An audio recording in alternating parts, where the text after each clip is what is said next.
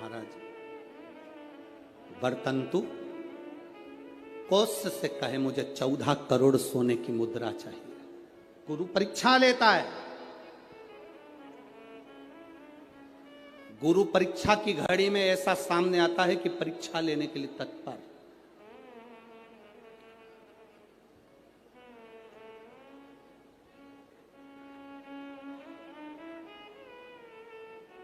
ली परीक्षा, 14 करोड़ सोने की मुद्रा। कौत्स गया तुरंत राजा रघु के पास। राजा रघु से कहा, महाराज 14 करोड़ सोने की मुद्रा मेरे गुरु जी को देना है, मैं ब्राह्मण का बालक हूं, आप दे दो। राजा रघु ने कहा, 14 करोड़ सोने की मुद्रा देने के लिए मना नहीं, पर मैंने अभी यज्ञ करा था, उस यज्ञ में मैंने सोने की मुद्रा सब संतों को, ब्राह्मण जन को बांटी है। मेरे पास में इतनी मुद्रा नहीं, थोड़ी बहुत निकल जाएगी, 1 करोड़ दे दूंगा, 14 करोड़ कहां से लाऊं। राजा रघु ने कहा, पर ब्राह्मण मेरे दरवाजे से खाली ना जा, रुकिए, मैं इंद्र पर आक्रमण करता हूं। गुरु गुरु है, इंद्र पर आक्रमण करता हूं। राजा रघु ने इंद्र पर सेना तैयार कर कर आक्रमण करना प्रारंभ करा।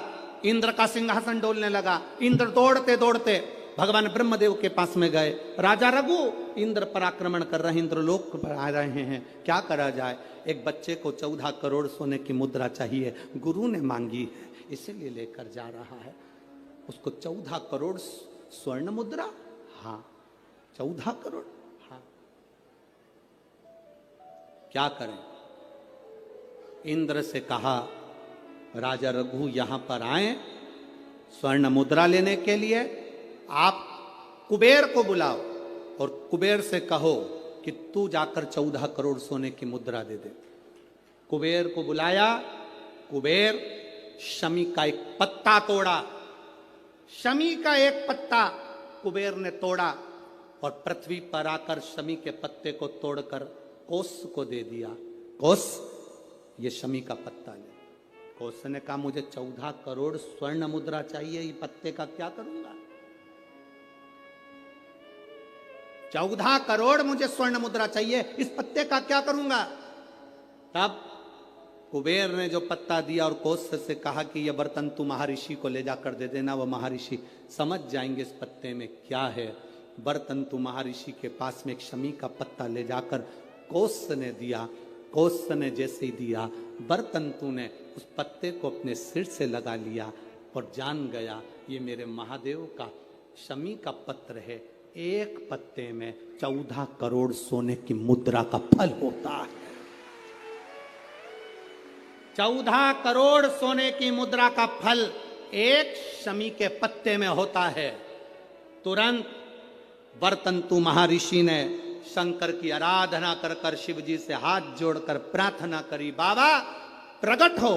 देवादिदेव महादेव प्रकट होकर कहते हैं, बर्तंतु मांगो तुम्हें क्या चाहिए। बर्तंतु कहते हैं, बाबा शरदीय नवरात्रि पूर्ण होने पर जो विजयदशमी आए, उस दशमी के दिन जो एक शमी का पत्र भूलवश भी महादेव को समर्पित कर दे, उसकी जिंदगी में कभी संपदा की कमी ना आए।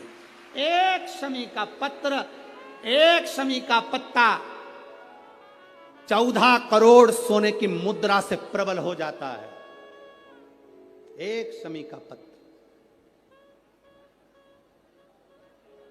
आज भी कई जगह पर विजयदशमी के दिन, कई स्थानों पर विजयदशमी के दिन शमी के पत्ते का लेन देन होता है। शमी के यहाँ होता है कि नहीं होता हमको स्मरण नहीं है, महाराष्ट्र में तो, पर कई जगह पर होता है। यहाँ पर भी शमी का जो पत्र होता है, विजयदशमी के दिन लोग देकर उसको प्रणाम करते हैं, माता पिता को नमन करते हैं। क्यों?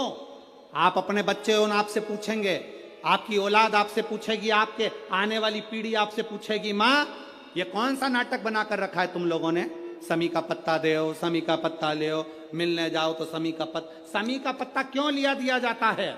बच्चे पूछेंगे। आज की पीढ़ी बहुत प्रश्न करती है, उसको उत्तर देना पड़ेगा कि एक पत्ते में 14 करोड़ स्वर्ण मुद्रा का फल होता है। एक शमी के पत्र में आज के बच्चे जो प्रश्न करेंगे, उसका उत्तर देने के लिए तुम्हें तैयार रहना पड़ेगा। उस उत्तर को तुम्हें देना पड़ेगा कि ये शमी का पत्र विजयदशमी पर क्यों लेन देन किया जाता है, शमी का पत्र क्यों शिव के मंदिर में जाता है, शमी के पत्र की मूलता क्यों होती है, इसको समझाना। एक शमी पत्र में वो फल है। और केवल यही नहीं, शमी के वृक्ष के नीचे, बेलपत्री के वृक्ष के नीचे अगर भूल से भी बच्चा, बूढ़ा, कोई व्यक्ति एक पार्थिव शिवलिंग का निर्माण कर लेता है, भूलवश भी उस पे जल समर्पित कर देता है, भूलवश भी उसके भाव से पुष्प या शमी पत्र या बेलपत्र भी चढ़ा देता है, तो वो इस संसार में कहीं ना कहीं सुख भोगता ही है, उसके जीवन में दुख नहीं।